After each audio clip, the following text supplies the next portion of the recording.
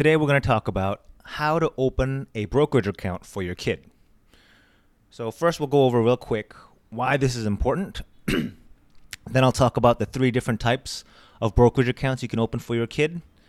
And then how to choose a broker. And then lastly, what you should buy or what you should buy, teach your kid to buy once the account is set up, right? All right, so first let's talk about why do this at all. What's the point of teaching or having a kid open a brokerage account? Well, what better way to teach your kid about some basic business? This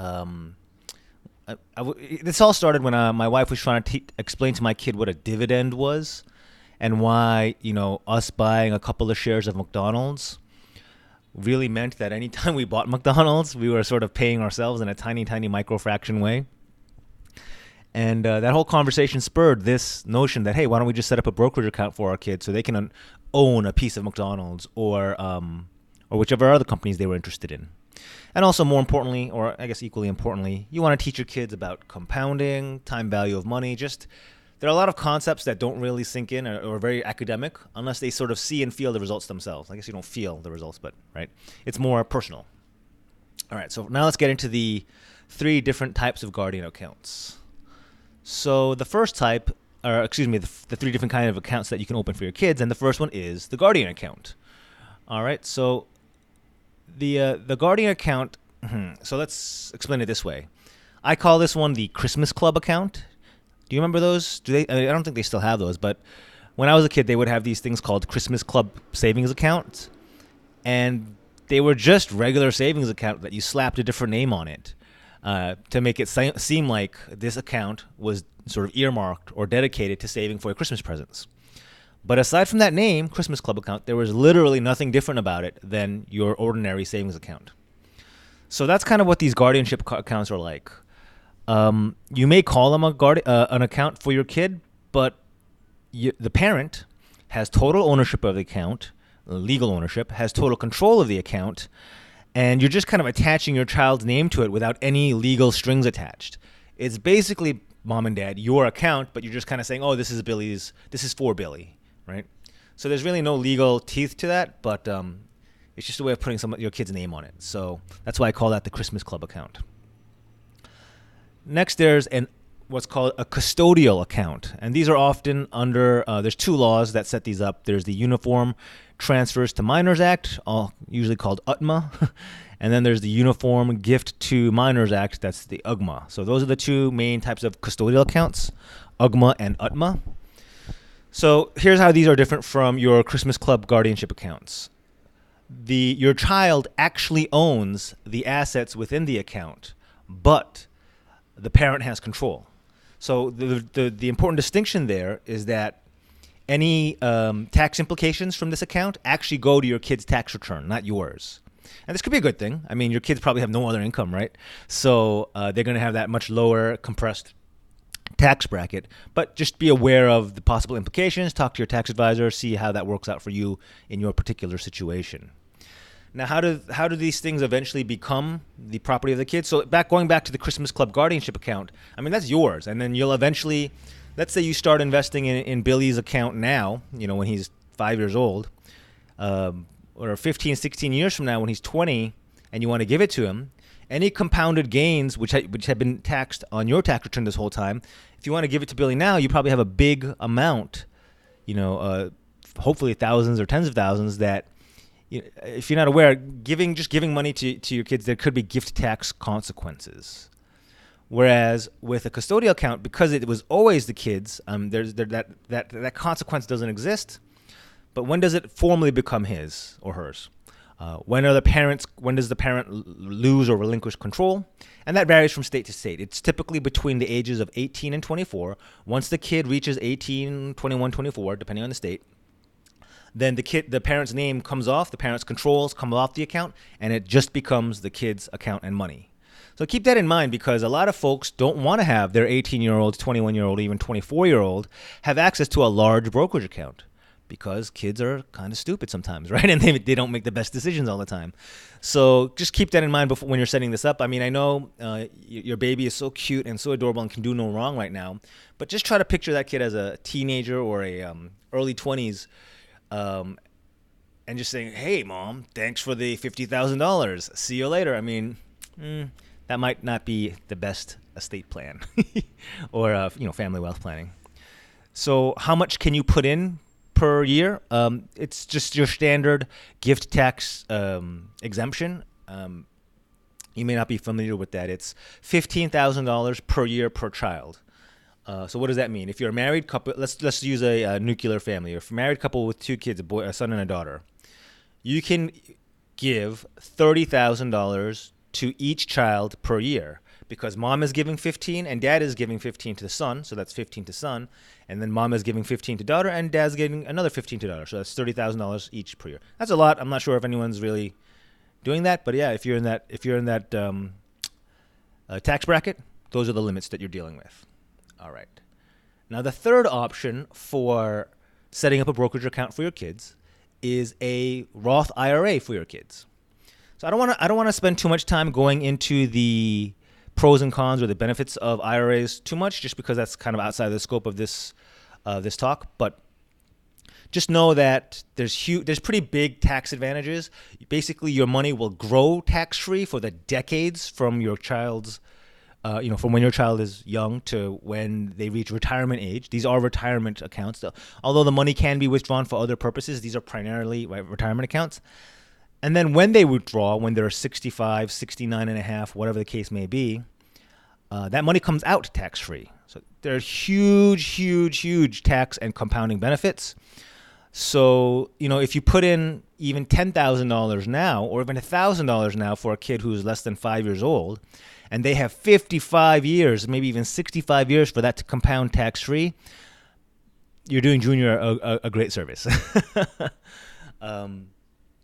I should have done the math so I had some real calculations for you, but maybe somebody can do that up in the comments. Do $1,000 over 60 years, and then do like 5,000 over 60 years and 10,000, and do a simple 4 to or 7% compounding rate. Thank you for your contribution. All right. So what do you do? How do you do these Roth IRAs for kids? Number one, IRAs have no age limit, so you can do this for like a 1-year-old or a newborn, theoretically. The thing is, the money that goes into a child's Roth IRA must be earned income. So obviously a 1-year-old, there are not many jobs that you can reasonably argue that a 1-year-old has done and earned money. Thing is, you can't, a lot of people probably think, oh, well, I'll just give them a job or I'll just use their allowance. Nope, can't be allowance, can't be for your chores, and it can't be a gift. It has to be earned income. So if you think, oh, well, I'll just pay my kid $1,000 for babysitting, it has to be reasonable. The IRS looks at this kind of stuff. So realistically, a kid could potentially, even a preteen could potentially earn a few $1,000 doing a paper route, or what do kids do these days? Probably more likely being an influencer or a social media personality. But whatever the case may be, child actor, it does have to be earned by the child. I mean, the easiest proof of earned income would be a 1099 or a W-2. But if it's not one of those situations, then the burden is on you to document and be able to defend to the IRS that this was earned income. All right. Speak to your tax advisor if you have any questions on how to make sure that's done. And so, what kind of account is this? Who owns it? Who controls it? Where are the tax liabilities? Just think of this as the same. All those answers are the same as custodial accounts, meaning it's owned by the child, but until the child reaches a certain age, it's controlled by the parents, but all the tax consequences are on the kid. So it's very similar to the UGMA and UTMA we talked about before. All right, so let's talk about where you're going to do this. How do you choose brokers?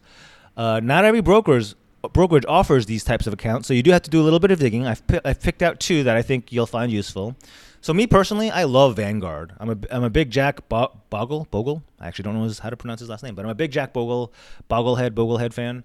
But I had two drawbacks. Number one, the UGMAs and UTMAs for Vanguard, they do have minimums. $3,000 is the per se minimum, but it's actually a $10,000 minimum.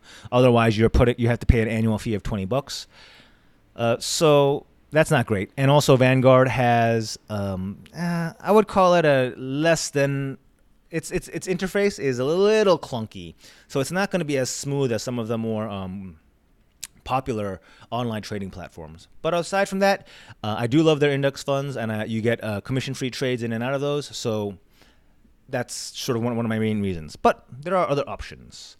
So for custodian accounts, for the UGMAs and UTMAs, Fidelity offers some really great options. There's no annual fees. Commissions are pretty low, less than $5 per. And it doesn't really say it explicitly here, but I believe there's no minimums. And it's actually even harder to find brokerages that'll do your kid's Roth IRA, but Fidelity also has that. They have a website web page specifically for that. And there's no minimums. The commissions are just as low as the other account, and there's no account opening cost. So Fidelity, I believe, I don't have a personal account there, but I do believe they have a pretty slick and easy to use trading platform as well. That's important because, if it's hard for us, it's going to be brutal for the kid to pick their own stocks, clicking through all these various screens. And you don't want them to accidentally put in like a crazy market order or something like that, right? So it is important, especially for a kid's account.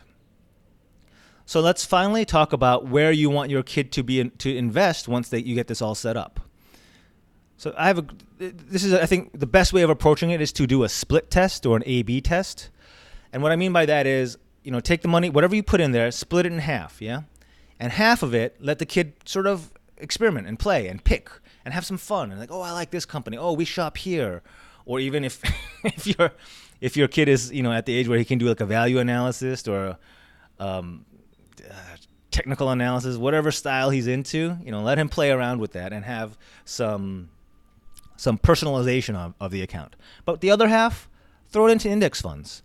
And the reason I say that is, the reason I call this split testing is because over a couple of years, you're going to be able to see compare the performance of just an index fund that just sat there and earned you money, right?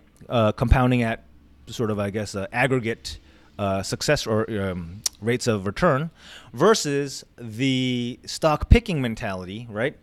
Which has probably some ins and outs. So you have some commissions. That's important to learn that there's transactional costs and that can hurt your bottom line. And just basically performance. I mean, maybe your kid is some kind of genius whiz stock picker, but over time, history kind of shows the index funds will outperform. And what stronger way or what more personalized way of teaching your kid that than having his own money do that, right? Or showing it in the bottom line of his accounts. Okay, so that's what we have here on how to set up a brokerage account for your kids. What are the 3 different accounts, and which brokerages offer the accounts, and what to choose when you're set up and good to go. All right, cool. Let me know if this is useful to you. Hope you found this helpful. And let me know if there's any other topics you want me to cover to help you with your family wealth and personal finance. Talk to you next time. Take care.